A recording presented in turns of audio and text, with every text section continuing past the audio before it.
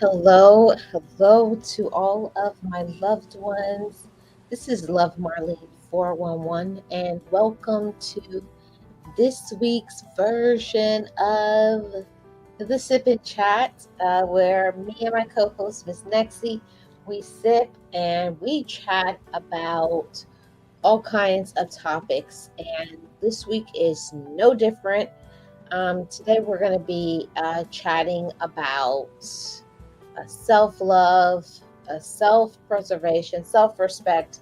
This channel is all about finding ways to handle the way we treat ourselves, and for many of us, we may not know how to treat ourselves. Maybe people in our lives have never treated us in the way that we deserve to be treated, but that doesn't make it okay. And at any time in our lives, we can make a choice to choose ourselves again. We can choose to put ourselves back on the goals and the plans. We can choose to think about our mental health and all of those things. And today's conversation is all about that because sometimes, as ladies or gentlemen, um, sometimes aunties and uncles, cousins, brothers, fathers, we forget to care for ourselves. We forget to love on ourselves and treat ourselves the way that we should, and that is what really counts in this life is us taking care of ourselves, loving ourselves the way that we deserve to be loved. Um, Most of us didn't get raised in an atmosphere where there was boundaries that was put out there. Most didn't get told that we deserve to have our alone time, our me time, and to focus on our mental health. So, this is so highly important, whether you are young, whether you're older, and in between. We all can talk about this topic about our mental health. Your mental health matters, ladies. Your mental health matters, gentlemen. And the more that we focus on how we treat ourselves, is the better we are going to do in showing as a role model to your children or to your spouse, significant other, or in dating. It affects all relationships. And if we don't take good care of ourselves, then it's going to impact everybody. So, welcome to this week's episode of the Sip and Chat. If you guys are new here, feel free to do all those YouTube things. You know what to do. But I want to welcome you guys and say happy Thursday. I hope you guys are all well. And I'm going to get started before my co host gets here. We're going to be talking this week about self respect, self awareness, self importance, mental health, because all of it is tied into how we are coping, how we are living our life. And unfortunately, many of us forget about ourselves. I know I have, and I think many people forget about themselves because you're so busy adulting, you're so busy being good and kind and supportive and all of those things. Sometimes we talk to ourselves in a way that is not good, right? That's the thing that we each have to realize, that there is nothing that we can do about other people and how they show up in our lives. We can't make people treat us in a good manner. We can't make people be supportive and understanding. We can't. But what we can do is show up for ourselves. What we can do is set um, guidelines, set rules, set the standard. Because if we don't learn to love ourselves, if we don't learn to treat ourselves in a good way, there's nobody that's going to show up for you. Because the majority of people out there are opportunists. If they see an opportunity to use you, abuse you, take advantage of you in some way, then that's what they're going to do. If you don't have enough courage, if you don't have enough self esteem, if you don't set the standards, then people are going to take advantage of you every single time. We are the ones that have to advocate for ourselves. So I'm going to start off.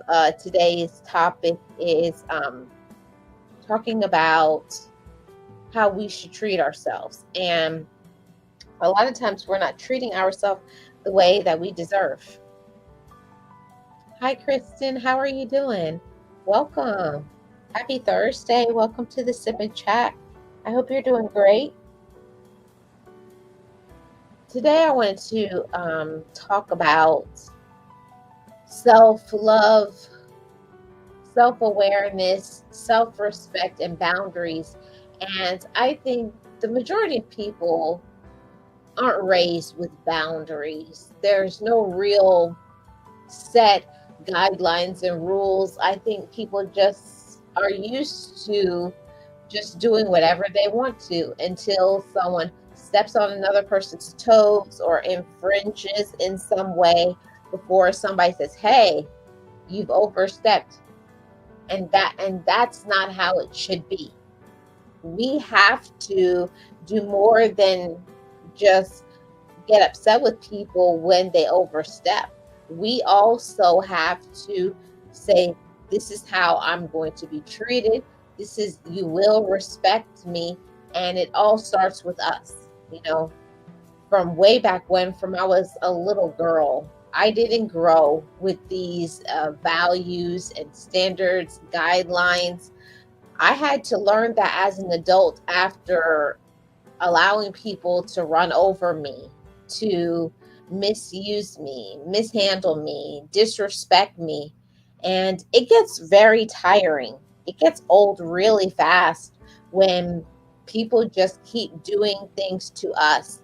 And from my upbringing, I have always been a person who has been a person who's non confrontational. I don't like drama, but at the same time I would be always in my feelings, always being sad, always feeling disrespected when I didn't understand that part, that I had to learn to be my own best friend. I had to be my own protector. And it takes a lot of inner strength for you to not think about how other people feel. Your guidelines, your rules, your sets of standards that you have for yourself, that is what counts. And what I did my whole upbringing, I was definitely the person who was the people pleaser. I wanted to make everybody in my life happy. I wanted them to feel loved and supported. But at the same time, I wasn't being supported. I wasn't being loved. I wasn't being encouraged at all. And it's really illogical how that works. We're so consumed with hurting other people's feelings, but at the same time, they don't care about hurting ours. They don't care about how they treat us. They feel that they can do anything they want to, or they think they can because there's never been any consequences. And one of the consequences that happens from you not setting boundaries and not having guidelines and not checking people is people will continue to use, abuse, manipulate, control, do all of those things to you until you say no, until you check them, until you say, I am not going to allow for myself to be a doormat. Until you set the standard, people are going to continue to treat you any type of way. So I think that's some of the things that is definitely a life lesson. And I most definitely had to learn that lesson, that I had to respect myself first.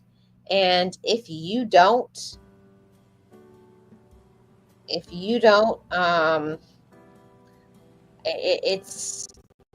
a very terrible thing, to be honest. It's a terrible thing when you don't have people in your life that care about your feelings. And no matter how much people talk about how much they care about you and how much they love you, but then at the same time, they really don't care about the consequences of maybe you feeling sad, maybe you having low self-esteem, your mental health being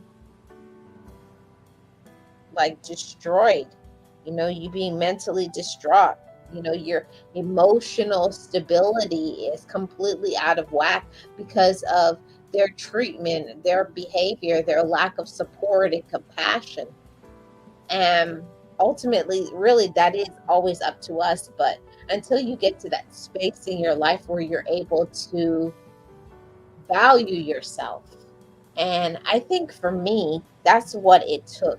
It took me having to get to the space where I was sick of being run over. I was sick of being taken advantage of, disrespected, all of those things. And until you get there, you're going to keep doing it.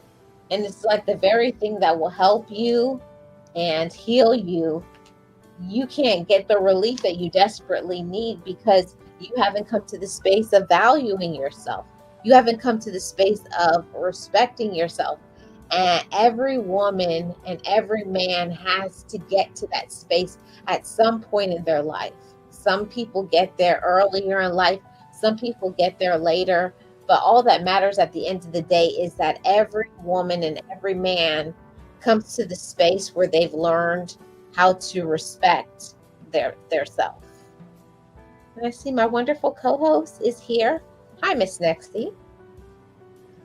Hello, Miss Marlene. How are you? Doing great. That's Welcome, wonderful, wonderful. I'm sorry, I welcome. was trying to connect and it was giving me a hard time. Ah. Yeah, I understand, Miss Nexty. So, welcome to the Sip and Chat. How are you doing today? Just here enjoying this heat, drinking lots of water. Hmm. How are you? I'm doing good. Here in Florida, and I'm sure lots of other places. All we've been getting is almost every evening we've been having rainstorms, rainstorms, rainstorms. So, Yeah, my sister was telling me the same thing. Well, now ask me, Miss Marlene, ask me. Miss Nexie, what are Yes, Miss Marlene. what is your weather?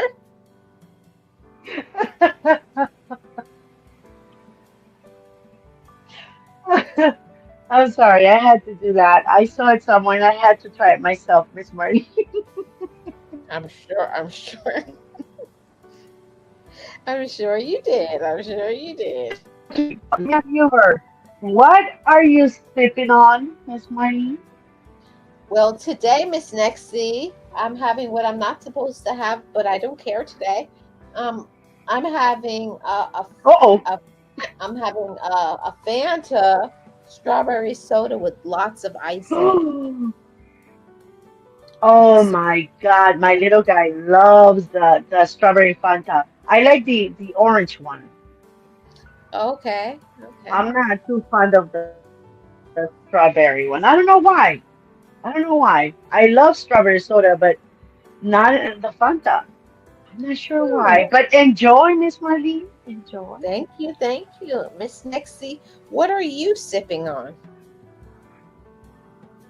Well, I know it's hot, but I was a Oh, little tired, so I decided to make myself a coffee. So I'm having a delicious, super strong, hot, very, very hot coffee. super strong, huh? Yes, ma'am. I needed it super strong today. I am so tired and I don't even know why. I don't even know why. Well, well, I hope it's good and I hope you enjoy it. So, Miss Nexie, let's get into today's topic. I started it a little bit. I don't know what you've heard, but today we're talking about I didn't matter. I forgot about me. Okay. And, Oh, yes, I read it. Nice and topic. and I was sharing a little bit of my backstory about how when I was younger, coming from a bigger family, people will tend to think, when you're the youngest, that you get the most spoiled. But in my case, I didn't get the most. I feel like me being the youngest, what everybody was like, oh, yeah, we got some young blood. Okay, come and help. I was the one that everybody would call, help me with this, help me with this, help take care of my kids, help this. So I don't understand when people say the youngest gets spoiled, because that was not the case for me. I was the one that I had to learn um, that love doesn't equal you having to do things for others, because that's how I was raised, with that mentality that if you love people, you do things for them. For me, I was the last of six, as I've said before. I All eyes were on me. My siblings were older. My sisters were married. They, started their families, so their focus was always on, let's take care of her because she's the youngest, right? She's the baby of the family. The I think that sometimes that's a little too much because all eyes are on you and they protect you and sometimes overprotect you and give you so much attention that sometimes you just want to be alone, you want to be left alone.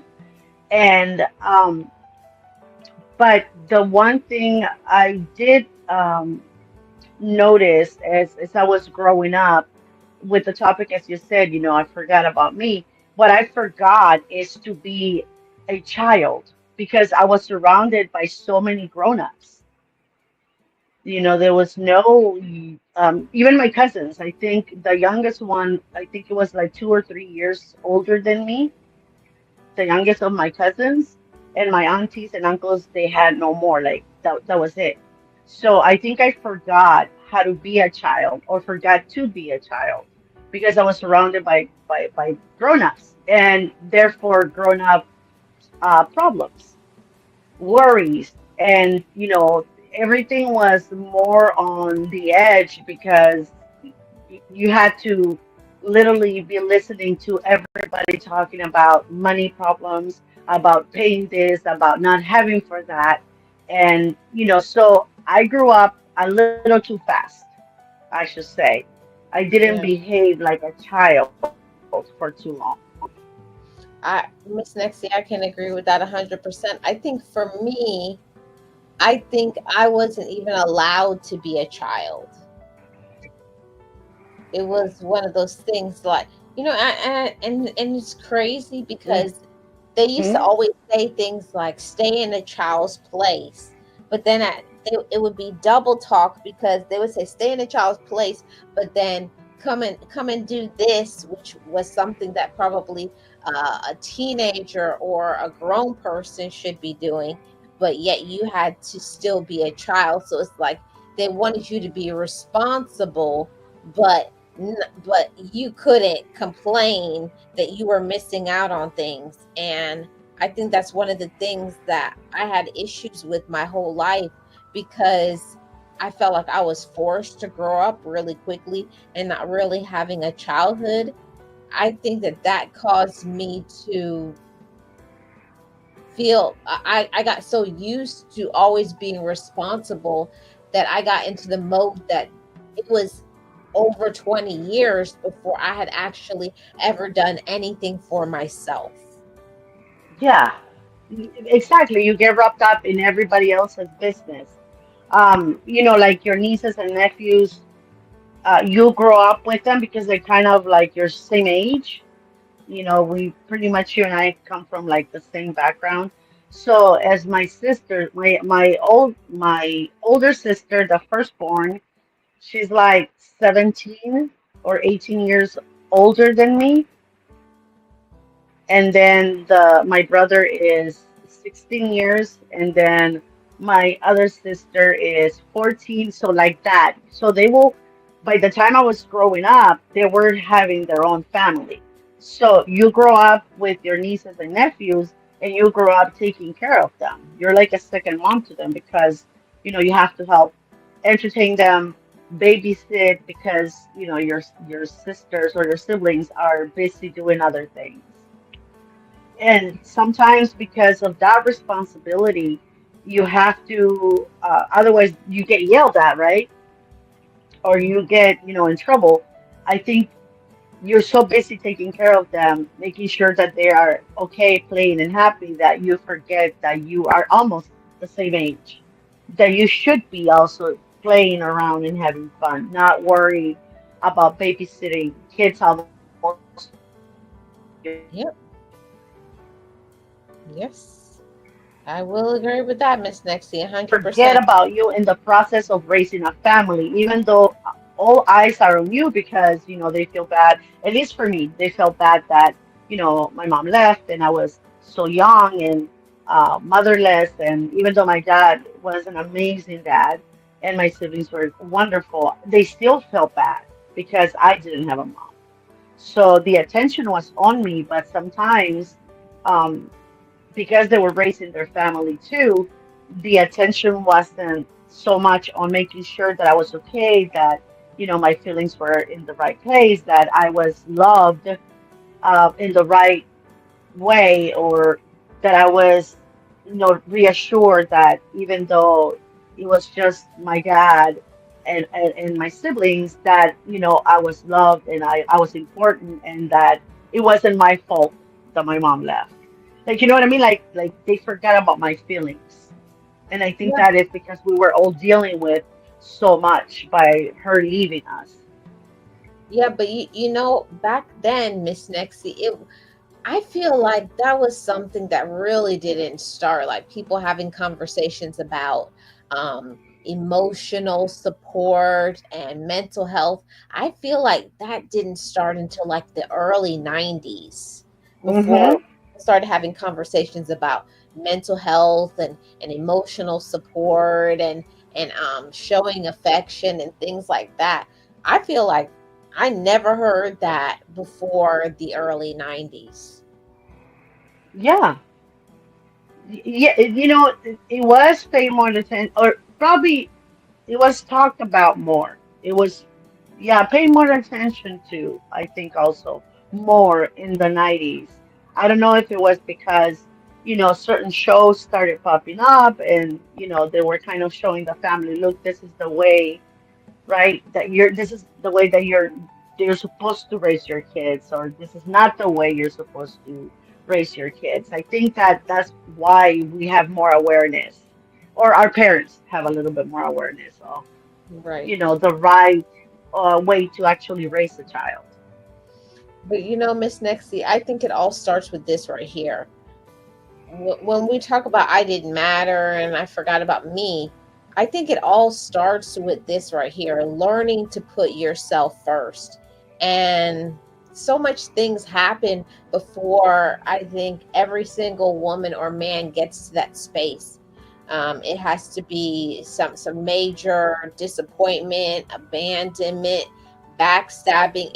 Most of the time, it takes something major, a big thing, before you get rattled, you get shook and awake. Like, I don't got to take this, or this isn't right. Most of us, I think it's a terrible thing that something traumatic has to happen to us before we come to the realization that I don't. I don't got to take this. This is not how I should be treated. Hmm. Exactly. So it's a And some learning curve. it is. Is Miss Marlene, the one thing I didn't realize is that, and again, it took me many, many years, and I've lived long enough to fix, my mental health, to take care of it, to protect it, to make sure that people are not taking advantage of my kindness. of my love for them anymore. But growing up from, we can say, a broken home, right? You grew up with both parents, so even though you did kind of like the way we were raised is kind of similar, Mhm. kind of with the same problems or the same abandonment issues, Miss Nexie, but I want to. mhm, I apologize for cutting in. I think the word sure. that you're looking for is we grew up dysfunctional. Yes, I didn't want to say that, but we did. Even though we grew up in two different, settings, two different households. That one, you were brought up with both parents. I was brought up just with my father, but I feel I had to. I had a little bit of PTSD growing up. I didn't realize that that's what it was, but I was on go, go, go, go, go, go. Don't think about it, just go. Don't worry about it. If it's not affecting you, don't fix it, right? If it's not broken, don't fix it. And I was always on the go, always making sure that I was busy, that I didn't allow anything or anyone to distract me or to bring me back to that pain of being abandoned, because I didn't even know that that pain existed until I started working on myself. But I had developed a little bit of PTSD. I had developed a lot of abandonment issues, a lot of, I wanted to make sure that everybody knew that I loved them and that I was a good girl, that I was well behaved, that I was always good so that they wouldn't leave me. I didn't realize that that's what I was doing growing up. Yes, yes, So, Miss Miss Nixie. You know the funny part about that is I feel the same way, but mine was a little different than yours, where I used to buy people's love. hmm And it wasn't until I realized, like, why am I always buying people's gifts? Because what it was is I don't think that I didn't think that I was important enough, but I felt like by buying somebody a gift and I would make them feel special and want to stay around me. But when I really thought about it, if you're all you're doing is every time you feel like you have to buy something for someone or do something that costs money, you're literally just buying their love. hmm yes, And that's yes, not exactly. healthy. That's not a That healthy. it is not. But it's the only way you know how to cope and to keep people in your circle, because, like, for me, I had a lot of trouble sleeping through the night. Like, I will go to bed 9:30, 10, and by 3 a.m. I'll be up and I couldn't go back to sleep, or I'll be tossing and turning in my bed and I couldn't go to sleep. Sometimes I would get, and even to this day, I still have the same problem. Sometimes I can't sleep, but it was worse when I was younger. I started developing probably towards my, like, probably late 20s, early 30s. I started developing this um, like anxiety attacks. I didn't know why I felt a certain way, but I had two episodes where I ended up, in the hospital because I just couldn't, and I will get very, very, like, this attacks, and I didn't know what triggered it. Like, I didn't understand. Like, I was okay. Like, what happened? And or this has never happened. So what's going on? And once I started therapy, I understood that there were certain things that will give me that anxious feeling, and it will trigger that anxiety. And so I started working on, finding out what was it that was triggering it, and how to control it. And then, as as I worked on myself, I started, finding ways through therapy and journaling and everything like that, and reading amazing books too, that I learned how to soothe myself at night, and reassure myself that when I woke up, love was gonna be because wait, that's when I started getting my anxiety attacks. It was when my kids were little, they started growing up. And I think that the idea of them growing up and leaving and me not having them around was triggering. And I think it's because of my mom, right? I'm thinking this. I'm not really telling my therapist at this point yet. And so I was getting more and more and more anxious once I started talking to my therapist, and I told her, I'm sorry, I told him, this is what's going on. I'm feeling this kind of way. At first, I couldn't identify what it was, like I didn't know.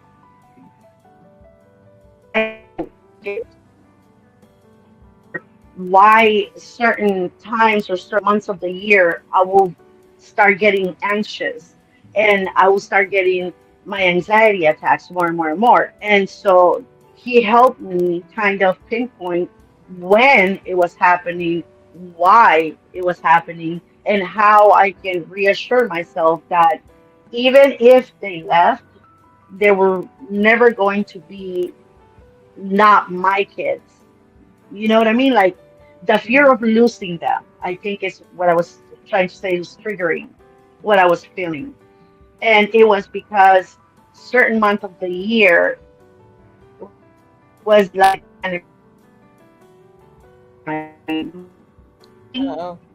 Miss Nexie, literally just overnight or why she did it. you I'm were sorry, what cutting was that? you were cutting out a little bit, Miss Nexie. Oh, oh, I'm so sorry. Yeah, So I I'm didn't sorry. I hear don't know what if you heard I that, didn't but you just said you were talking about how you were triggered because your kids were growing up and everything, but the what was it that helped you to not feel that emptiness anymore? Like, was it the therapy, or was it because you were learning to love yourself? What was helping to support that?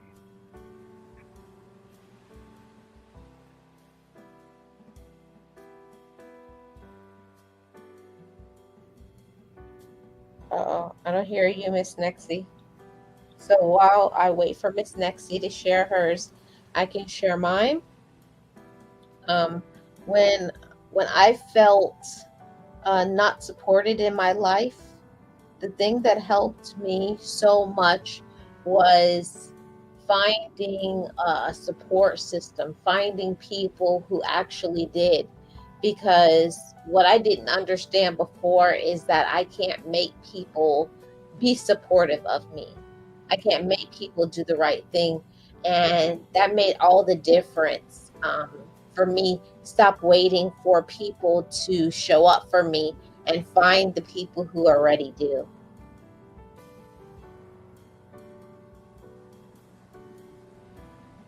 I guess Miss Nexie is on a break, so I guess she'll come back. Yeah, she'll come back. So let's go to the next point that I think really helped me when it came to forgetting about me and learning to find my balance. And during the times where I felt really, really lost. And the thing that helped me when I was feeling really lost was um, learning this tactic here of disabling enabling. And my therapist helped me with this. I think I spent probably 2 years learning how to disable enabling. And I think a lot of people, we do it unconsciously. We enable people because either you don't want to let people go, or because of uh, abandonment issues or toxicity. For various reasons we enable people, um, and not let them go. But we have to learn how to disable, how to stop, how to cut off the enabling behavior. Because if you don't disable, you're not only hurting them, you're hurting yourself. And I never looked at it that way. I thought it was showing my love by showing up and supporting and doing everything for everybody. I thought that equaled love because I think that was my love language. That's what I was looking for. So that's what I was doing. And I had to learn that if it's not reciprocated, what is the point of doing all of these things for people who don't appreciate me, don't support me, and don't care about me?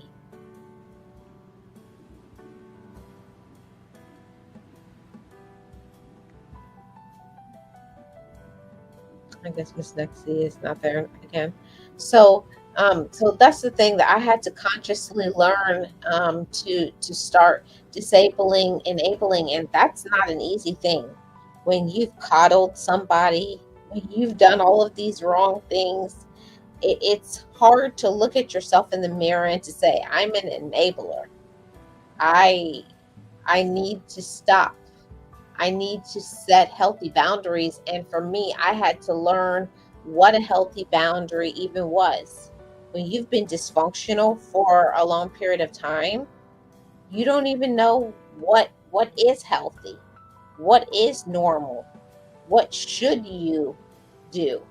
And I had to go about finding what was healthy and normal for me. What did I feel that I deserved? And not feeling that I have to give what other people want. And a lot of times, as human beings, as women or as men, I know many of us feel this way. We want to do things to make people happy, and that's a good thing. You should want to make other people happy, but it shouldn't be at the cost for your own mental health. And that's what happens a lot. You wind up, the scales become very unbalanced where you're giving way more than others. Not that it's ever a tit for a tat. I do this and then you got to do this for me, but there has to be some way of getting you, you feeling like you're getting something. You're you're in the relationship, and it's because you're getting supported, you're getting encouraged, you're getting loved, you're getting inspired, you're experiencing some personal growth. It has to be something that you're getting out of the relationships. And a lot of times we're not being fed. Actually, it's always taking, like you're losing, and they're just draining you, like I've always said, the leech behavior, right? There's always, they're pulling out all of your strength, your vitality. They're like, you just feel exhausted. They drain you mentally, they drain you financially. It's unending. It's also very unnerving. Like, it will literally cause you to be unalived if you don't check it. And that's the one thing that people really don't want to talk about, those things. People will drain you. They will take, they will manipulate, they will control, they will do all of these things to you. But when you check them, they make it seem like you're the bad guy for cutting off their toxic behavior. And and that messed me up for a little while, because I guess I don't like to see people sad, and I always wanted to make people happy. So it's those times where you bite your tongue. It's those times where you just do it even though you don't want to. You got an attitude, or you're tired, or you're going through your own personal issues, but then you push through and still do it anyways. But then what really gets to you, and what really got to me when I said I'm going to have to disable this enabling, is when you're bending over backwards, you're sacrificing and doing all of these things for them, and you wouldn't even get a thank you. Actually, you get, "That's all? Can't you do more? Don't you have more money?" Or it's something in very stark contrast to the narrative in your head, like what you're feeling. I'm giving, I'm doing all of this, but to them, they feel that oh, you can give more, you can do more. So that's one of the things I had to learn. I had to learn that I had to choose myself. And I think that's a very sad thing. I think it's very sad when you, I think it's very sad when you don't get the appreciation that you deserve. I think that it's something that is very highly um, dysfunctional. It really is. It's very dysfunctional, and we're the ones that have to say when enough is enough. As women, as men, we're the ones that have to set the standard and say, this is not the way that I should be treated. I deserve more than that.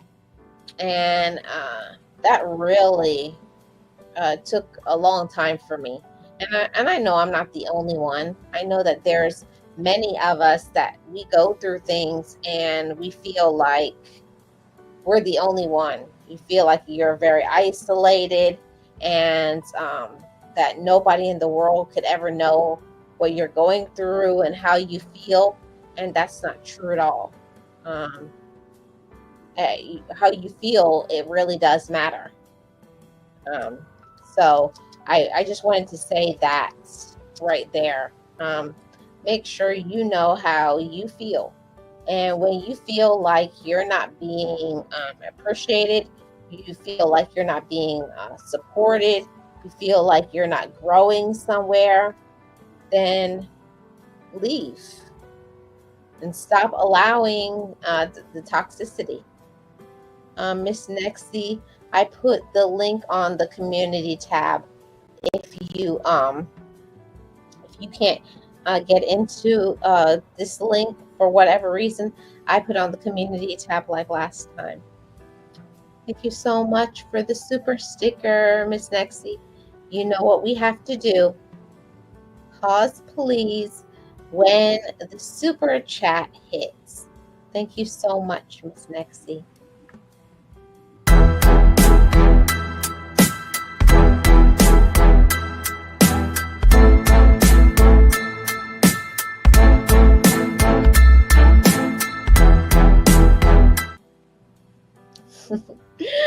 I appreciate that. Um, and I just wanted to say that to everybody. You know, you have to know how you feel. You have to know what you're going through, and you have to disable this enabling. You are the one, and it took me a while for me to understand that the amount of power that I have, and we each have power. You have the power to change your life. You have the power to be happy, to have peace, to do your life's work. You have the power. It's all inside of you. We just have to take our power back and stop letting people bring us mental, spiritual, financial, physical distress, you know? Stop allowing it, stop taking it. And I feel like that's when I started to become better, when I realized that I don't have to take this. And I had to get into this space of setting a new standard for myself. And that is not an easy thing to do when you've been so dysfunctional for such a long time, when you've been so disrespected for such a long time, that you feel like, oh, I can't ever change. And the only way you can have change in your life is when you want it to change. And then you start doing something about it. And that's how it was for me, like the old adage, uh, it's not until you're sick and tired before you do something. You got to be sick and tired to make changes. And it's your life, it's your path, and nobody deserves to be miserable and unhappy, you know. And when you've done something for a long time, I'm going to tell you, it's going to be hard. It's going to be hard to say no. it's going to be very difficult to not show up to things because maybe people pleasing or because you feel like you should. And I know all about all of that. I went through all those things and feeling guilty because I had standards now and not letting people control me and use me and all of those things. But we can change if we want to. Hi Sirius, how are you doing? Welcome. Happy Thursday. I hope you're doing great. That's something that I had to learn, that I have more power than I think. We think a lot of times that we're powerless. We feel that we can't do anything or it's too late and too much has happened, but it's always up to us. We always have the power. And that's why I always want to say this: be empowered, everybody. It's never too late. It's never too late for us to change. It's never too late for us to have happiness, to have peace. We are the ones that have to set a new standard, and you're the one that has to carve a new path about what you will allow, and all of that really ultimately is tied up in um, setting the boundaries. Setting boundaries. You know, I believe that the majority of us as adults, we've never really known about boundaries until someone infringes on them. That's the thing. So once you get it, once you learn it, right? And that's just how it is. Welcome back, Miss Nexie. Sirius says, I'm good, thanks. Happy your day is going well. Yes, my day is going great. Thank you, Sirius. So let's go to the next point. I feel like this is such a good point right here.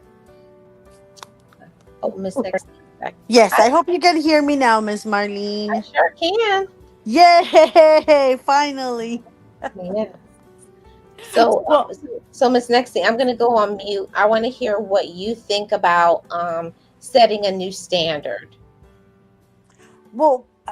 again, as I was saying, earlier, for me, the triggers that I was getting, um, I had pinpointed them.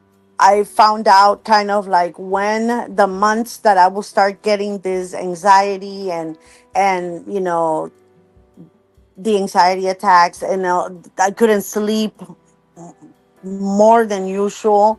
It'll be sleepless nights more than usual. So what I started doing as I went through therapy is discovering, kind of like when and why.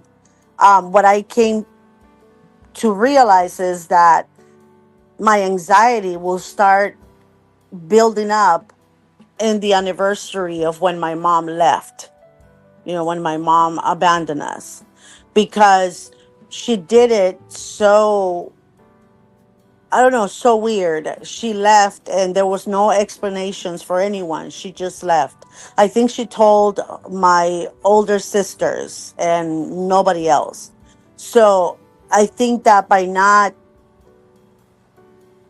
working on the fact that she had abandoned me, that's what it was triggering it. So what I did is, once I discovered that that's what's happening to me and why I was getting all this weird feelings, this depression sometimes, and anxiety, and the fear of my children leaving and not wanting me as a parent, or me never ever seeing my kids again, I started working on myself, and I started to set certain, not standards, but certain little milestones or goals or whatever you want to call it, to deal with it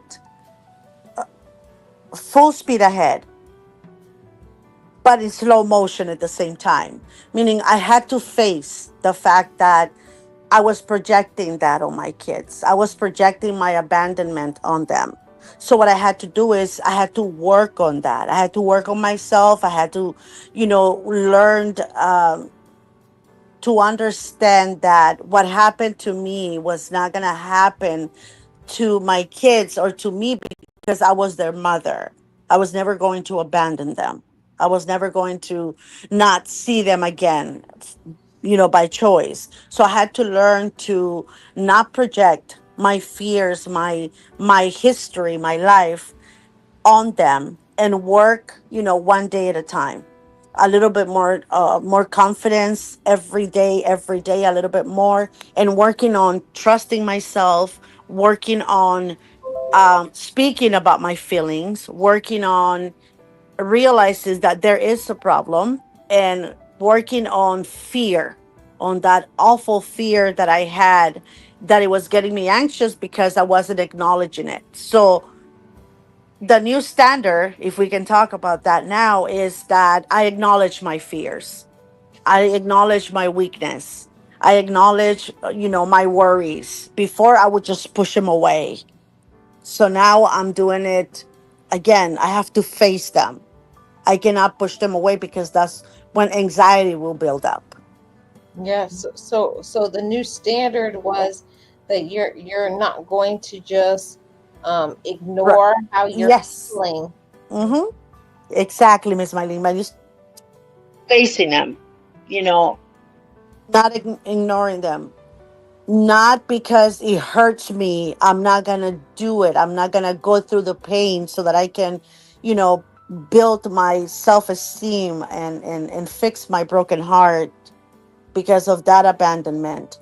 I have to face whatever fears I have, for my kids, for me, for the next generation, my grandkids. I want to be a healthier human, a healthier mind human for my kids and my grandkids. Yes, I love that because that means that with you setting a new standard, it means that you're going to break generational brokenness and show them that this stopped with me. Exactly. Yeah. That's exactly what I'm doing. And making sure that I voice to my children, like, I will sit him down and say, look, I used to do exactly what you're doing right now. You're going to have to face your fears. You're going to have to face and deal with this pain right now. I know you're brokenhearted. I know you're scared. I know exactly how you feel because I've been there, but you have to deal with it so that you don't, get traumatized. You don't get, PTSD. You don't get anxiety. You have to deal with it now. So my kids have grown up kind of dealing with their pain, be able to talk about what's bothering them, what's hurting them. Of course, each one of them does it in their own weird way, right? But I understand them. Yep. And part of that new standard is that I had to, well, I can say for me, I can't say it's for everybody, but for me, and stop forgetting about me, I had to leave some people behind. I had to leave them behind. I had to cut them off. I had to block. And when I did that, I felt like I got back to me. Yes, exactly, Miss Marlene. And trust me, I have done the same thing.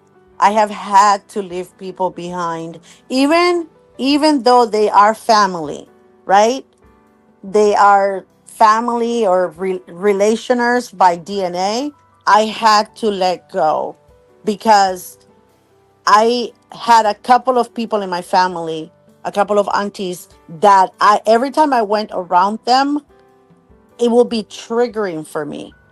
I will come home drained. I will come home nervous in a bad mood, and my anxiety will build up. And I started recognizing that being around them, these two aunties, is what was doing this to me. So I had to, keep my distance. I had to say, hey, I'm sorry. I love you, but I love me more. And I have to work on me. Once I get a handle of what it is that I have to get a handle of, I'm going to come back in your life. Maybe not as much as I did before. But I'm gonna be able to have you in my life, but I have to work on me. And I think that the trigger was that every time I used to go around them, the first thing they will ask is, "Have you heard from your mom? How is she doing? Have you talked to her?" So I think that reminder, every time I went to them, I started, dreading going to see them or visited them. Like my dad, we're gonna go visit with them. And every time my dad will mention them, I'll be like, oh my God. I didn't realize that the anxiety was because, they were gonna bring up my mom. And that was a triggering topic for me. And I talked to them about it and I said, please don't do that anymore. Don't ask me. Just enjoy our visit. Let's have a nice conversation. Let's have a nice and delicious cup of coffee. Let's talk about everything and anything except that, because it's triggering for me. And they understood. Yep. Huffing and puffing, but they understood eventually. Yes. Sometimes it takes them a little bit, and what I had to explain to my family, right, was it, you can have your relationship with them, but I choose not to. I'm not telling them how to feel, what to do in their life. But as for me, I had to tell them, I need you to respect my boundary. And my boundary is, when I'm around you, can you please not mention them? I don't want to hear about whatever it is that they're doing here. I don't want to be involved. Don't try to say, how are we going to help them? I don't want to hear anything about that. You can do Exactly. it if you want to, but when I'm around, can you refrain from mentioning them or talking about their drama? Yeah, exactly, Miss Marlene, and that's exactly what I had to do with my aunties. Even though they were older than me by many many years, but I had to sit him down and say, "Look, I love you and everything, but now I'm working on me. I'm working on my mental health. I'm working on overcoming all of these traumas, and I need your help." And at first, they were like, what do you mean? You're going to a crazy doctor? I'm like, what? Yeah, one of those doctors that deal with crazy people. I'm like, no, it's called a therapist, a psychologist, but that doesn't mean that they only deal with crazy people. Besides, nobody's more crazy than you two are. But no, I didn't say that to them. I wanted to, but Yeah. I said yes. I am going to one of them, and it's not a crazy doctor. It's called a therapist, and I'm doing it because I need to fix me. So I need you to help me by not asking me. Later on, maybe you're going to be able to ask me and I won't get triggered, which it did, come true, Miss Marlene. There was a point in where I will go not dreading anymore after I talked to them. Many years, of course, had already passed. And when they asked me about her, there was a day that I didn't feel weird, that I was able to answer without any anxiety.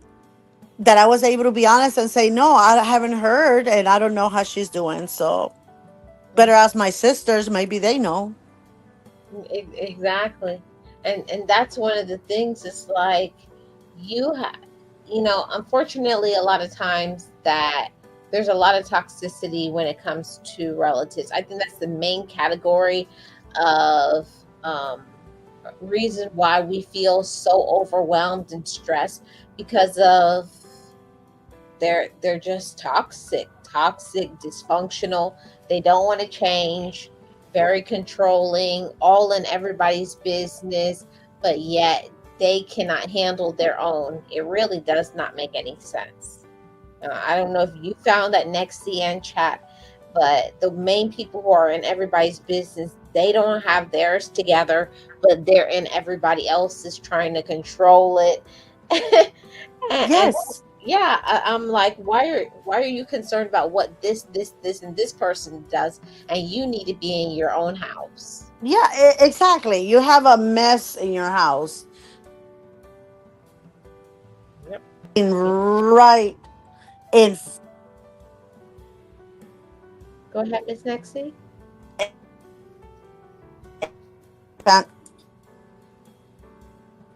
I would have to like say deal with that huge elephant standing right in the middle of your living room and then criticize me, right?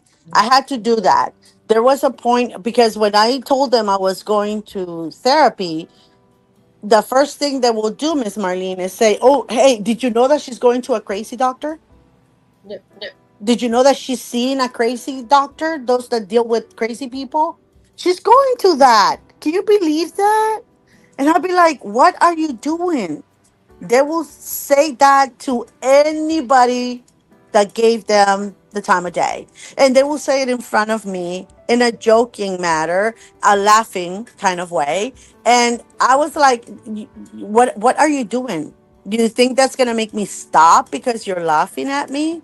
Mhm. No. That is actually motivating me to go even more because I don't want to end up like you. And that I did say to them. You Yep. guys never dealt with it. So look, you're this old and you're behaving like a 14-year-old.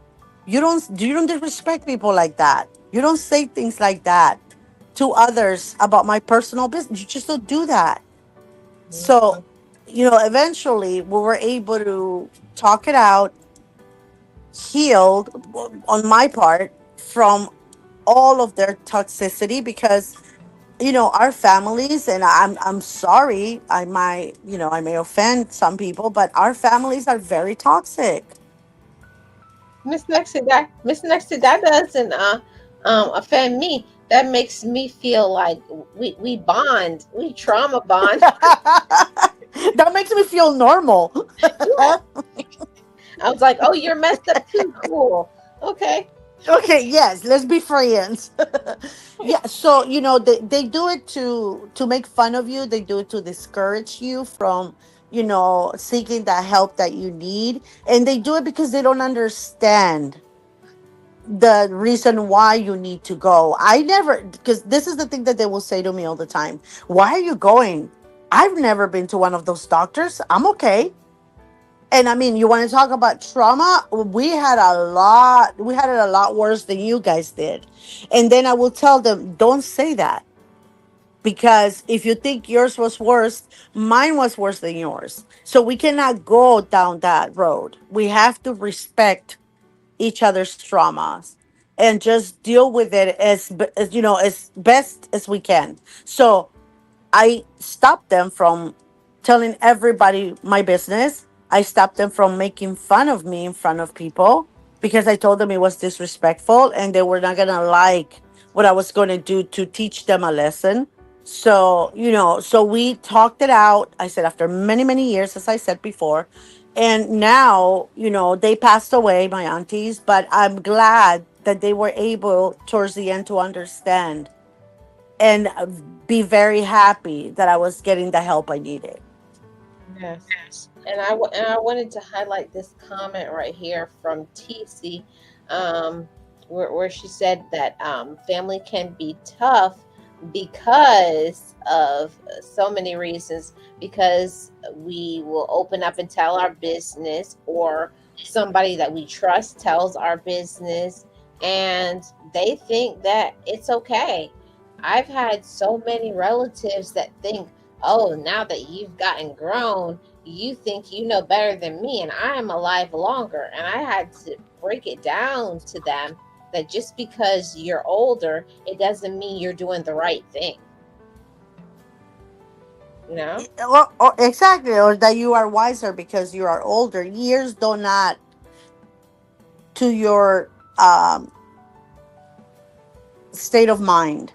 I should say that they Mhm. don't add up. Years do not add to a healthy mind because if you don't work on your traumas, you're just gonna be an older person with the same traumas, getting worse because of age. You know what I mean?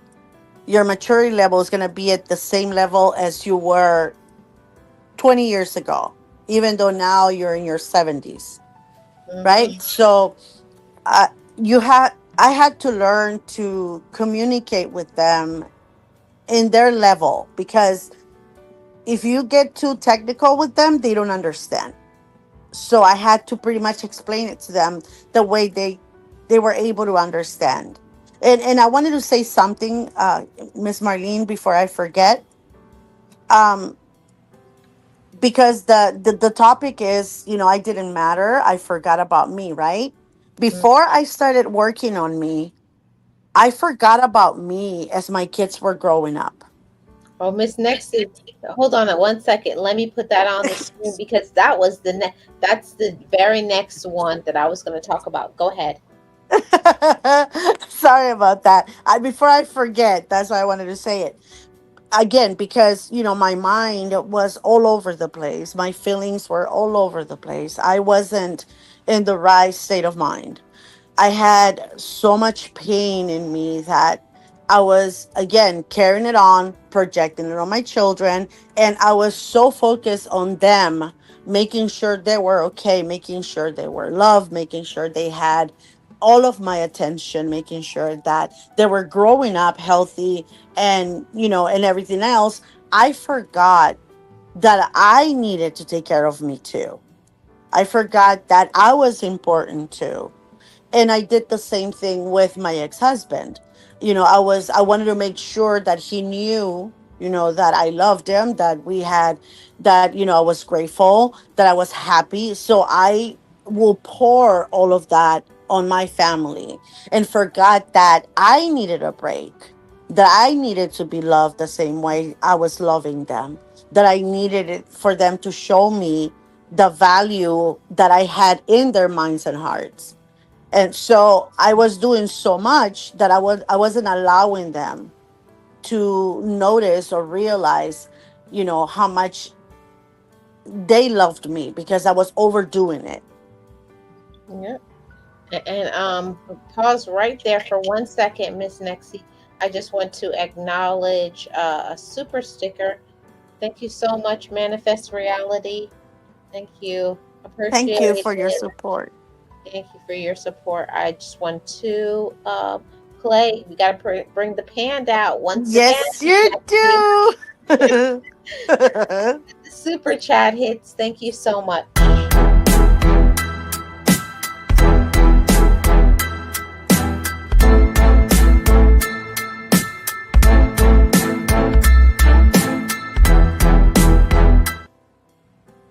Yes, thank you. Appreciate it. Um, Back to you, Miss Nexie. Sorry I interrupted you. Oh, that's okay, Miss Martin. I was just saying that sometimes as parents, especially as a mother, sometimes we forget that we need to be loved the same way we are loving on our family. And when we overdo things, we get the people that we're loving, we get them so used to it, and they feel that they don't need to give us back a little bit of what we're giving, or they don't have to show it. They think, oh, she knows I love her, so that's okay. They don't really show us how much they care for us because we're saturating them with our love and overdoing everything. So I had to learn, again, to put certain boundaries, to make sure that I was getting back their attention, their feelings for me, and allowing them to do a little bit for me, because I was overdoing. And sometimes when you do that, you get so overwhelmed because you want to make sure that everything is perfect, right? You get so overwhelmed, you get tired, you get so overwhelmed that you cannot sleep at night, you cannot rest. And eventually you start feeling anxious because since they're not acknowledging or reciprocating what you're giving them, you feel that you're not doing enough, so you do even more. Instead of backing away, you pour yourself even more than 100%. You go 150 because you're not seeing that they know that you love them. They're not saying anything or they're not doing much for you. But then, I had to take like 100 steps back and say, okay, let me allow them to show me or let me allow them to do for me Mhm. a little bit, because I'm not giving them room to grow. I'm overdoing it. I'm oversaturating them. So that's what I had to do. I had to control what I was doing. I'm making sure that they were okay and everything, but I had to allow them to express their feelings in ways that they wanted to. Because Yeah. sometimes the kids will go and say, oh, we're gonna do laundry for mom, but it was already done because I had already done it. Or we're gonna clean the kitchen for mom, but it was already done. So the little things that they could do to show me that they love me and that they care and that they wanted to help, I was overdoing it so they didn't have to do anything. So I Yeah. had to stop that and allow them to show me how much they care by then, cleaning my bathroom or by them picking up the kitchen. And they were so happy because they will show off their great work, which it wasn't, but how much they did for me today. And again, I was so traumatized and didn't even know it, that I had, once I got into therapy, I was able to breathe, Miss Marlene. I was able to say, you know what? I am loved and I don't have to overdo it for them to love me. Right. And also with that, Miss Nexie too, I think a lot of times when it comes to kids, we feel that we have to do all of these things because of, like I want to do more than what my parents did for me or whoever raised us. We feel like we have to always keep raising the bar. I gotta let them know they have to, and we have to take a step back sometimes and don't smother them, you know? Smother, like, don't smother, don't be a helicopter parent. It's like once you've done what you should do, like, telling them you love them, you speak over their life and you tell them how intelligent they are and they can do anything. You're teaching them confidence and self-esteem, and you're a good role model. When you're doing the best that you can, you don't have to keep doing more and more. See, that is the unbalanced thing. That's what I grew up in. Like, I saw that from my mother all the time. My mother, there's no way that a woman could have 10 children and feel like she could do all things for all 10 kids. And that's what my mom was just, she did too much Mm-hmm. because she didn't believe in asking for kids to do things, because that's how she was raised. That, oh no, that's not, you're not a good mother if you don't do this. And that is the thing that I wanted to shift in my generation, that it doesn't make you a good mother or father if you don't do something for your kid. Actually, you're teaching them life skills about independence and hard work ethic. So that's how I turned it around and shifted it, because before I used to be like the micromanage helicopter, I'll do it for you. No, even if it's not how we want to, sometimes I gotta close my eyes and say, it doesn't have to be how you want it to be. It doesn't have to be like, I have to talk to myself. It don't have to look like how you would do it. And it's driving me crazy. But you gotta let them do it, because it teaches them how to be independent, because one day they're gonna have to do it for themselves anyways.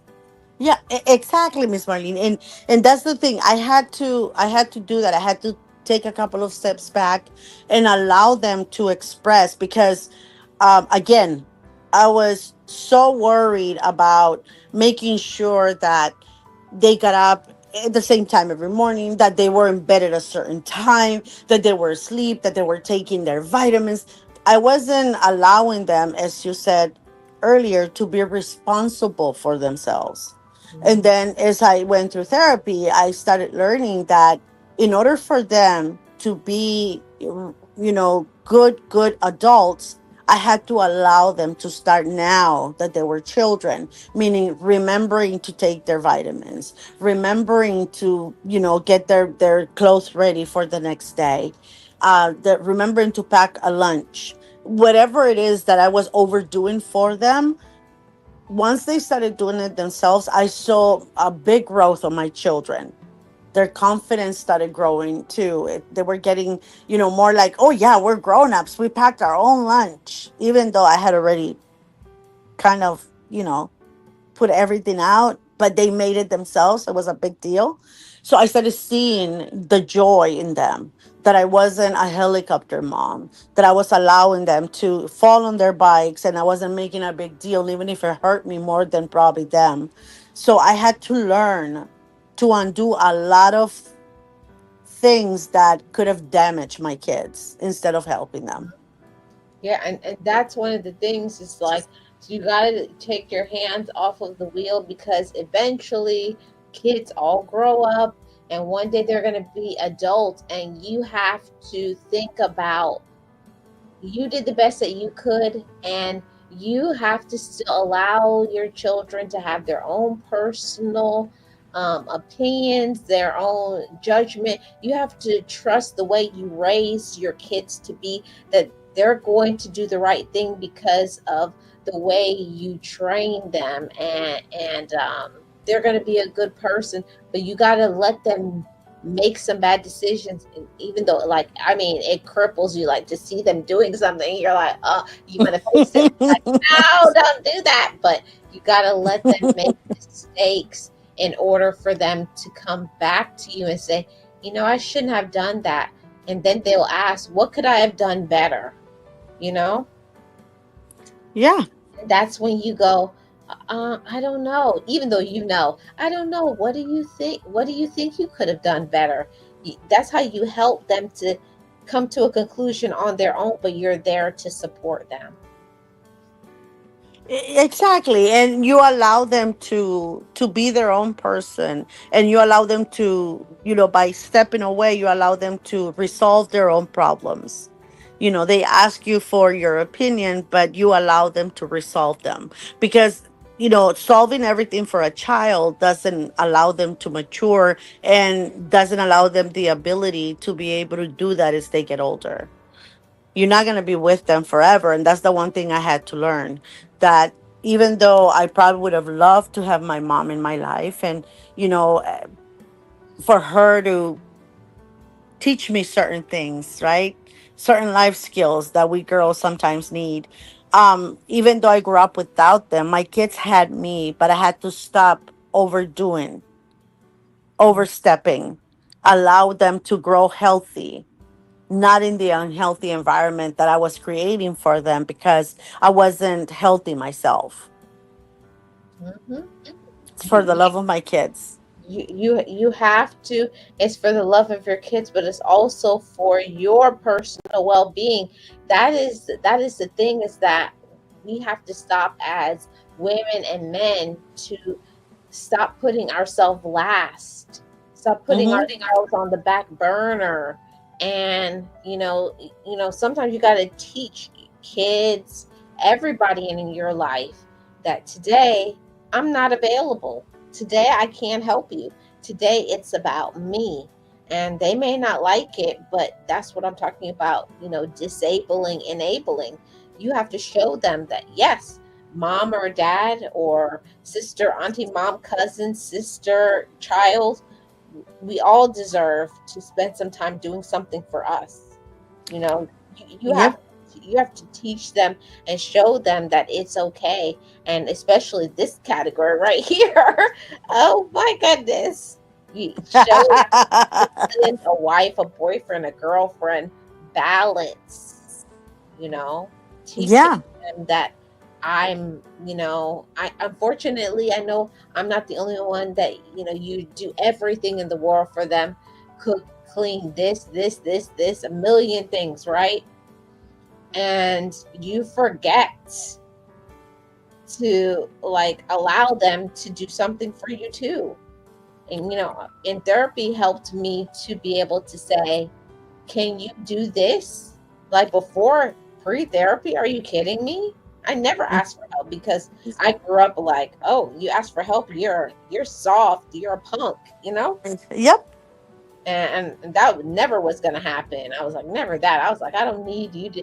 It's one of those crazy unbalanced things that you'll say like, oh, I don't need you to help me, but at the same time, you're overwhelmed. You're like literally almost in tears or about to have a mental breakdown, but you ask for help, and you not only help them, you help yourself. Exactly. Exactly. And that's, again, when you are not healthy, again, you project that and you pass that on to the next generation. And that's the thing that, I am very, very happy, very, very proud of myself for seeking the help that I needed. Because sometimes, even the what we're about to discuss right now, even our significant others, right? We want to do everything for them, and then we get to the point that you snap out of it and you realize that they're not helping you as much as they should. But what you forget by the time this happens is that you are the one who has enabled them to be this useless, or Mhm. this person that is in front of you. That is because even when they try to help you, didn't allow them to, because it was your job. So a lot of times we don't realize that we are the ones who create that monster in our partners sometimes. Yep. Yes, and manifest reality says yes. And on the opposite, I would like to admit that I'm glad I committed my life to my children for who they have become today. Yes. And that's a very important thing, too. There's a lot of people who, you know, weren't raised in a way of sticking around. I've known a lot of people throughout my life that, they didn't have people stick around. So when the tough get going, they were out of there. They didn't stay in marriages and support their relatives. Anytime when things got too sticky, or they needed to really show up and do the right thing, that's when they took off because they weren't willing to do anything if it wasn't about themselves. But I'm so proud of everybody and their personal growth and development, like, letting yourself pivot and change and grow and communicate and realize when you're doing too much. Like, I literally have to tell myself that sometimes, Miss Nexie. Like, girl, you are doing the most. Okay? E- You need to chill. exactly. And again, my children are grown. They are, you know, adulting now, but they are well-rounded kids. I'm very proud of that. They are, self-sufficient. They don't need me to be babysitting them now that they're grown. They have been hardworking since they were 16, because that's the one thing I always taught them. You guys have to work. You guys have to learn. You guys have to earn your own money, your own way in life. So my kids are independent. They have their own families. They haven't given me a hard time as far as drinking and doing other things, and driving under the influence. I have never had any of those experiences with any of my kids. And so I'm grateful for that. Now they're married, they have, their families. My daughter has, I have a grandbaby, a granddaughter, and Mhm. they're very, very well rounded kids. And I'm very proud of it, because even though, again, that I had to work very, very hard on me, I'm very proud of myself that I didn't transfer all the fears, all the doubts, all of the anxiety I had in me. I was able to take care of myself, early on, so that I didn't damage them. Yep.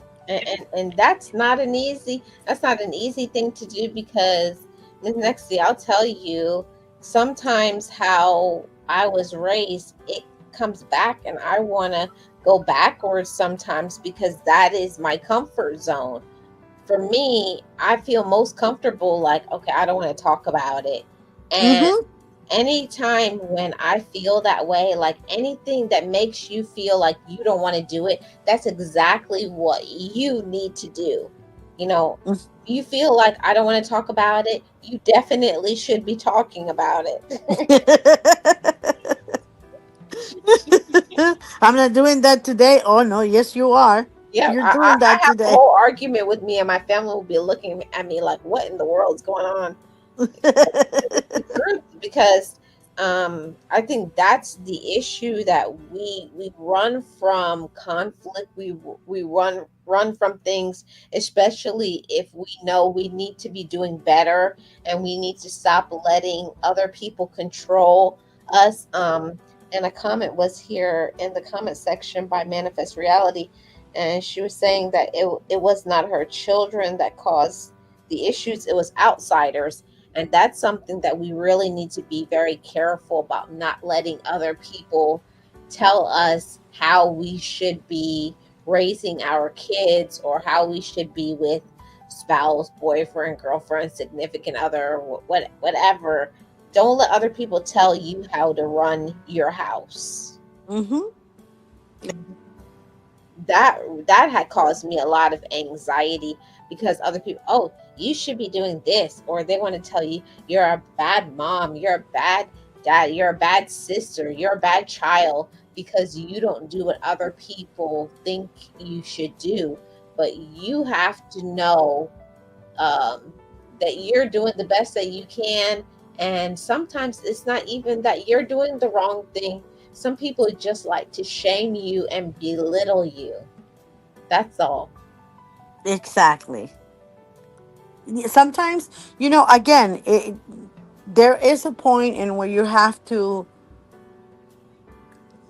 kind of like put yourself in their shoes, right? Mhm. You have to see it from their point of view. Like if I was them, how would I feel if if my mom is hovering?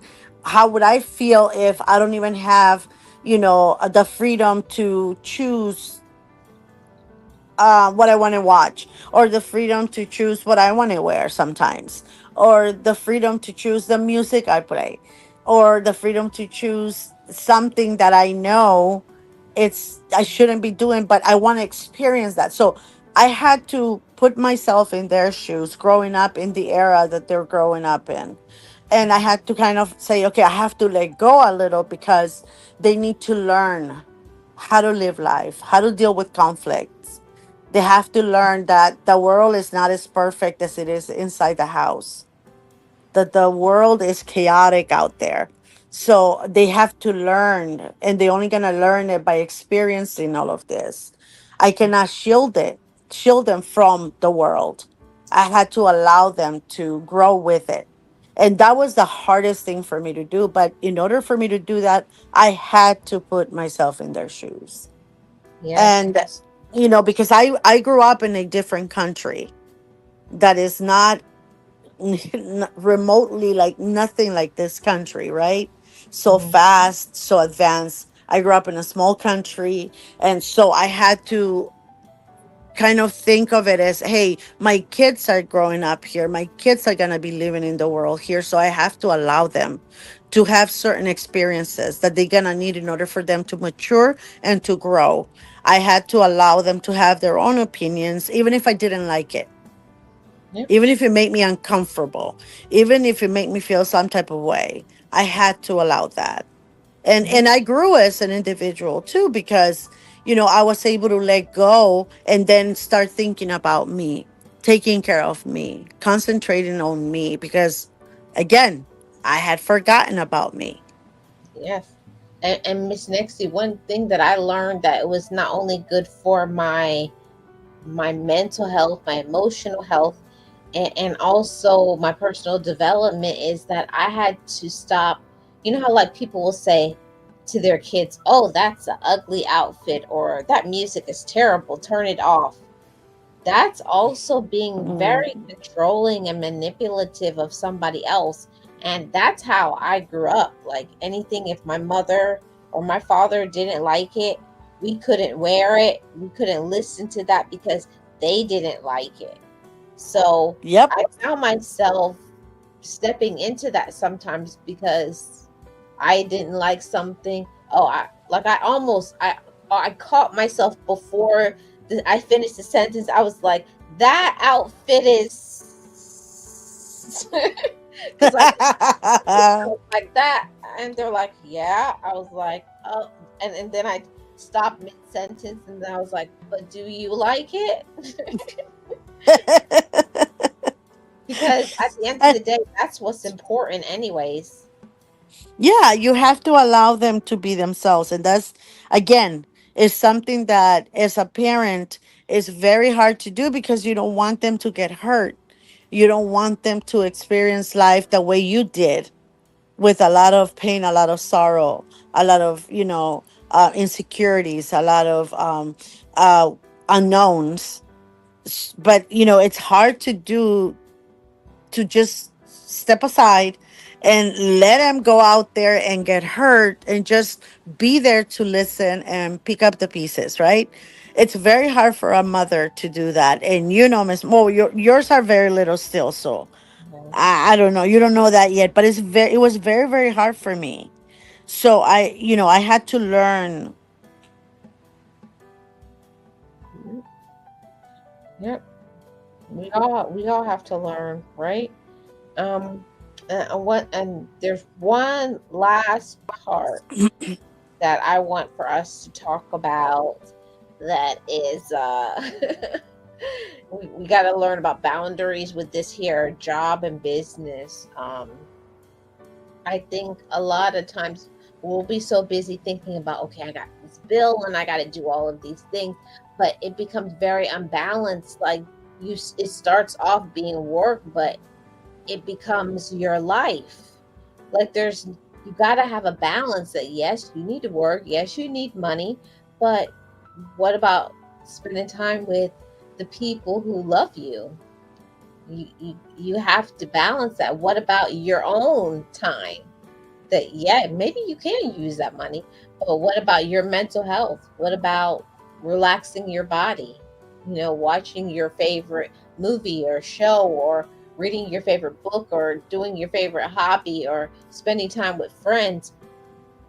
I had to learn that, because just because I was the responsible one or mature one, or because there was bills that I needed to pay, I had to learn that I had to say no. I had to say no because I got to choose myself. I can't always be the person that will always say yes and save the job or the business, or I was like, sorry, you guys need to figure it out. It's not me today.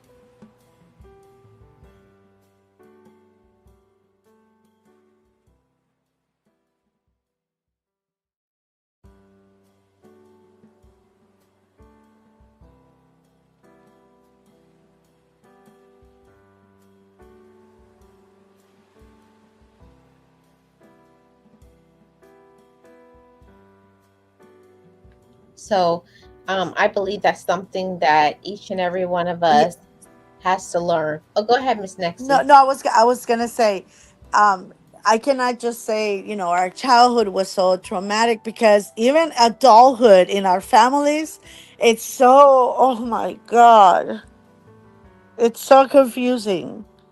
It's so crazy and so um toxic, right? Because our parents didn't really teach us how to be, you know, grown-ups or adults, or how to adult the right way.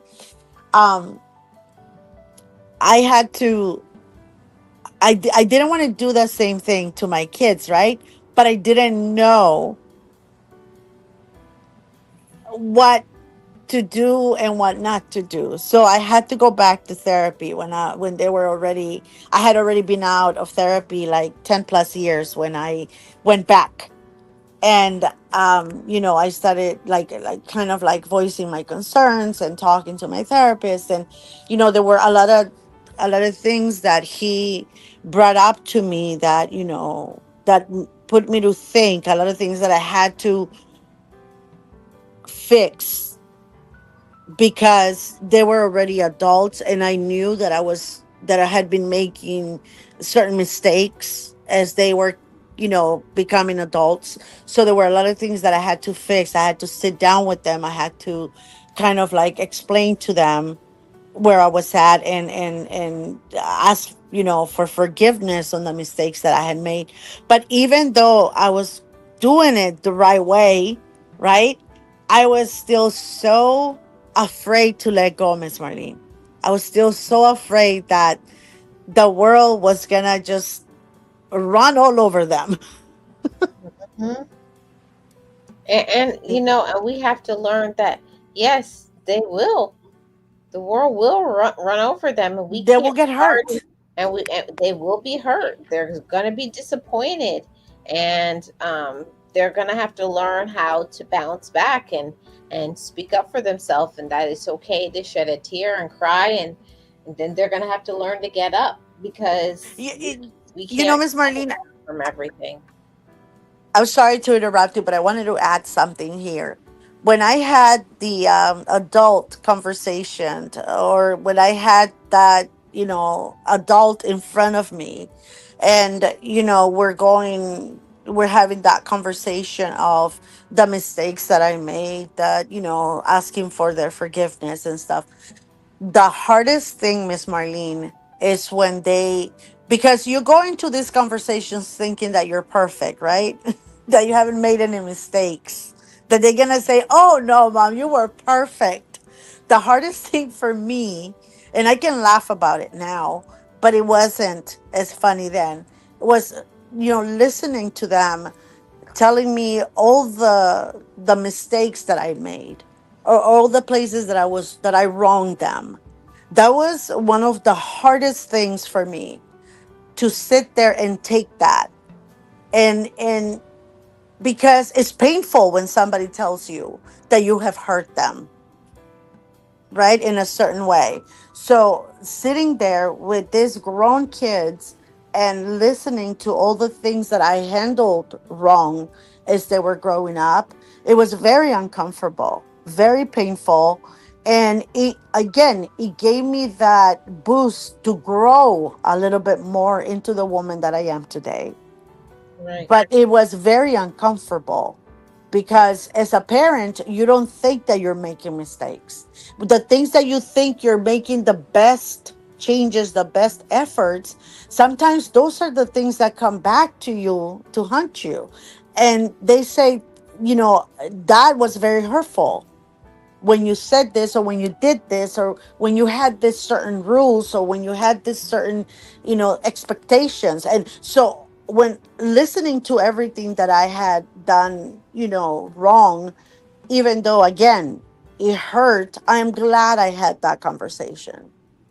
I'm glad I was able to sit down with them and, acknowledge my mistakes and ask for their forgiveness and Right. move forward. Right. That's so important. And I think this right here is a good place for us to bring the sip and chat to an end after we finish talking about it. Um, I think it's important, this whole conversation about forgetting about ourselves and we didn't matter. Ultimately, it all comes down to this right here. We must show others how we deserve to be treated by how we treat ourselves. And if we don't get to the Yes. space of respecting ourselves and loving ourselves, there's no way other people will give us the same back. Your thoughts, Miss Nexie? Yeah, exactly, Miss Marlene. And which is why, I knew I had to have that sit down with them, right? And I did it not in a group. I did it with each child, because I felt that it was that one-on-one conversation we needed to have. You know what I mean? Like that private conversation between the two of us, so that I could know how to fix the wrongs that I have done. I wanted to show them in that moment that they can come to me for whatever. That no matter what they said to me, as long as it's in a respectful manner, that we were gonna be able to have weird, uncomfortable conversations. And Mhm. in the hopes too that they learn that this is how they should be treated, with respect, with Right. acknowledgement that we all make mistakes and that we need to be forgiven for the mistakes that we make, if possible, of course. And so I wanted them to learn that, that I was going to take whatever was coming to me, even if it hurt me, without any reproach, without any resentment. Take it like a woman, right? Whatever it was that was coming my way. And in exchange, I was hoping that I was going to be able to give them that much grace and say, hey, this is how you should handle your life as well. Make sure they treat you with respect, whether it's, a hard conversation or a soft one, as long as it's done with respect. So I am glad I did that because, now that they're older, they said, that day we learned so much, mom. And we have a greater, respect and admiration for you because it must have not been easy to do that for us. Yeah. It, So, it's not easy to, recede, to step back and to, look at yourself in the mirror and yeah, also. get that criticism is hard. But again, as long as you teach them that everything, even if it's an argument between a couple, right? Because they are going to get a significant other, that it has to be done with respect, not yelling, not, using profanity, not disrespecting each other. They can have that conversation, a heart, heart to heart, with respect. Mhm. And we also, and we have to include, you know whoever we're involved with romantically, spouse, significant other, boyfriend, girlfriend, and that can also include the baby's mother, baby father, because even if you're not together, there's always going to be a part of your life. So it's important that you are showing respect on both sides. You respect them, they respect you, and even it can extend to grandparents and aunts and uncles and cousins and other people who also as well are a part of your family. It can even Hmm. include friends that have become sisters or brothers or whatever the case may be. But at the end of the day, this conversation is all about times maybe before you knew your value and your worth and you didn't matter to other people, but then turning it around, um, Hmm. and shifting your life to make it be what you deserve to for it to be. And this conversation was Yeah. about spreading the awareness that we all deserve to be respected, to be loved, to be seen, but we got to speak up and inform people this is the way I'm going to be treated. And if you don't treat me this way, I'm not going to deal with you anymore. Yeah, you're not getting my time if you cannot respect me the way I deserve to be respected. And that is the thing, Miss Marlene. When once you get help and you get to work on your issues, I feel that it does a number on you and it makes you a better um advocate for your needs, your wants, and your desires. And so for me, it's always been important that my kids know how to handle life in the best way possible, right? I'm not saying there won't be issues. There will be, plenty, because life is hard, right? Life is hard. So I wanted them to know and to understand that regardless of whether you're a male or a female, that you deserve respect. But you can only get that by giving yourself and allowing yourself to ask for that respect. Mhm. Yes. You have to ask for the respect. You have to make time for yourself. You have to make sure you surround yourself with people who respect you and support you.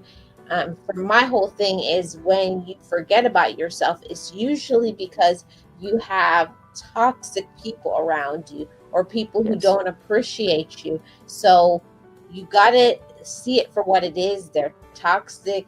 They're not going to change. I got to move myself from around them, stop talking to them, supporting them, being a part of that negativity. And I promise you, when you make a shift in your life and you stop going around toxic people as much as possible, sometimes we can't, it, get away from them altogether because it may be someone you have to deal with on a regular basis.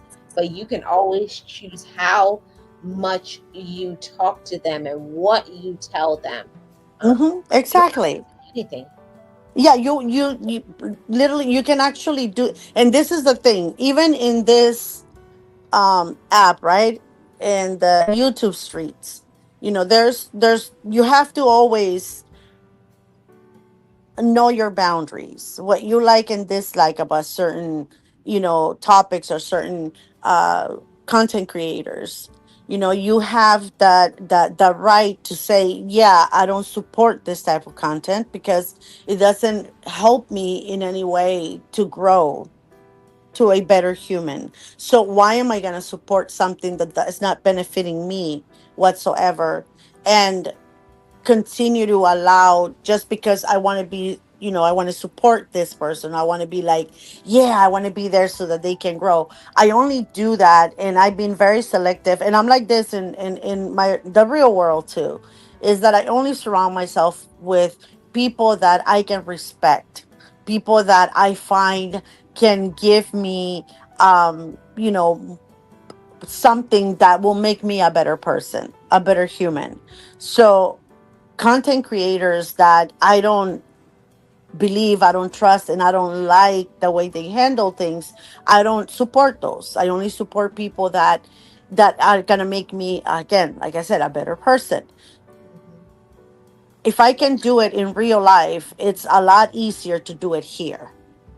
I Yeah. may like the person as an individual, but I don't respect the content. So therefore, I'm not going to be there because it's not making me feel better, or it's not giving me anything that I can get out of it from them.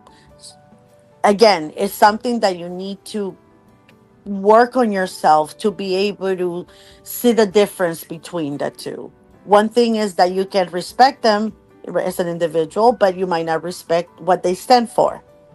Mhm. You can talk to them, as you say, once in a while, but you're not going to be a frequent visitor. Mhm. And that is in this YouTube streets and in real life. That's how I am overall. I surround myself with people that bring me joy and make me a better person. I That. don't have the time, the energy, or the desire to be around people that are downers. I can't do that. Or negative people, or disrespectful people, or someone that is not mentally well. I can't do that. I cannot go back. So I always try to steer away from people like that. Make sure that I'm surrounded with people that are working on themselves as much as I am, that are good humans, and therefore a better person for me. So family that are not right, up there, I steer away from them. I'm sorry, Miss Marlene, but I do. I'm like, no, I can't do this. And I don't visit. I don't, socialize with them. I stay away as far as I can It, because I have the right. I have given myself that permission. yes, family as well as everyone, anybody that I encounter. If you're not emotionally, mentally, if you're not a stable individual, if I can't trust you, if for any reason you uncheck a box for me, like if I feel unsafe, if like your energy is off, I don't like before the old me, Miss Nexie. I used to think when somebody's energy was off, like, how you're like, I don't know, it's something about them. I can't put my finger on it. But then I would still, oh, that Yep. oh, that's just me. I'm being silly. Yeah, I'm we're thinking too family. We're much. family. It's okay. We're family. Mhm. And that's not the truth at all. When Yeah. you get that inkling that something doesn't feel right, you need to believe that. And if I had did that years ago, I would have stopped myself from so much anxiety and financial, you know, issues.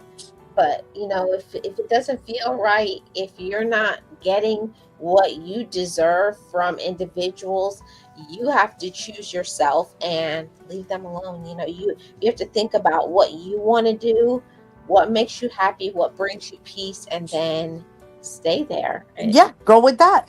and go with It's that. Yeah. yeah. Thank you, Miss Marlene. It was a wonderful, wonderful sip and chat as always. Thank you, everyone, for supporting Miss Marlene, and thank you for having me. No problem. Thank you guys so much for tuning in to the Sip and Chat. I really appreciated everybody for being here. And you know what me and Miss Nexty do when we do these Sip and Chats week to week? It's really about trauma healing, um, telling everybody, to encourage self love, self healing, empowerment, um, learning to respect yourself, Mm-hmm. respect others, and to set boundaries and to enforce them. That's what this channel is all about.